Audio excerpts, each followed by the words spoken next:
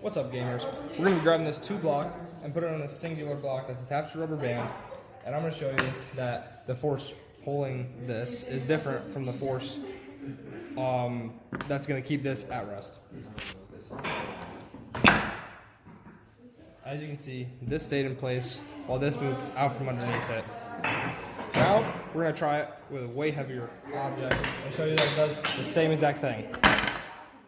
This stays at place because there's no force acting on it to make it move. And this has a force, being the rubber band, acting on it to pull it back to the block.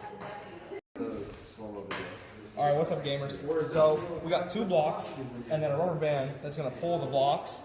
And we're going to show that because of this perpendicular force, being the nail, it's going to act on the Hermione Lego to keep it on the block as opposed to just falling straight down, and it's going to keep going. Let's test it.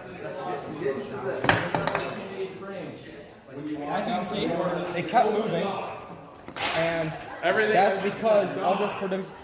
that's because of this perpendicular force acts on the Hermione Lego, which keeps her on the block, and then she continues to move even after this, which shows Newton's first law.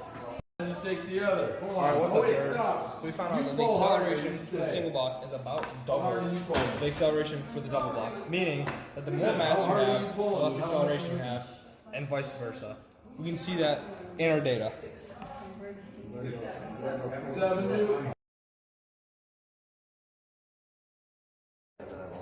Okay, so to show the relationship between the force and acceleration, we have 2 blocks. One is the single rubber band, the other one has double rubber bands.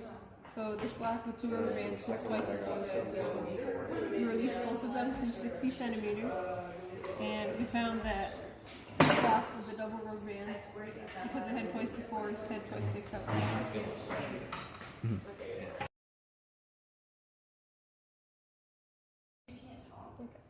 So when we pull one block and hold the other still, equal force is being exerted on the force meter from each block due to Newton's third law, despite one block being held still, and they're being pulled like this.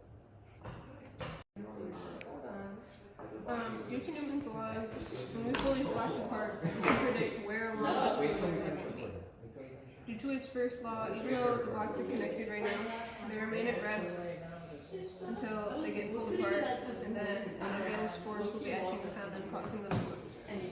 Due to Newton's second law, when mass increases, acceleration increases. So when we change the mass of these blocks, it will change the acceleration, and therefore change where along the roller the blocks will meet. Due to Newton's third law, when we pull them apart and release them, the same amount of force is being applied to each block.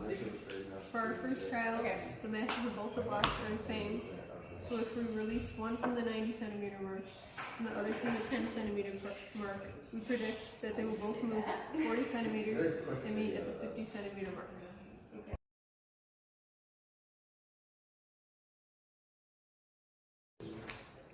For our second trial, we've doubled the mass of one of the blocks. So we now predict that the blocks will meet at about 37 centimeters, which means that the block with the original mass will only travel 27 centimeters, while the block with double the mass will travel about 54 centimeters. For our third trial, we've tripled the mass of one of our blocks. So we now predict that the blocks will meet at the 30 centimeter mark. The block with triple the mass will travel 60 centimeters, while the block with the original mass will only travel about 20 centimeters.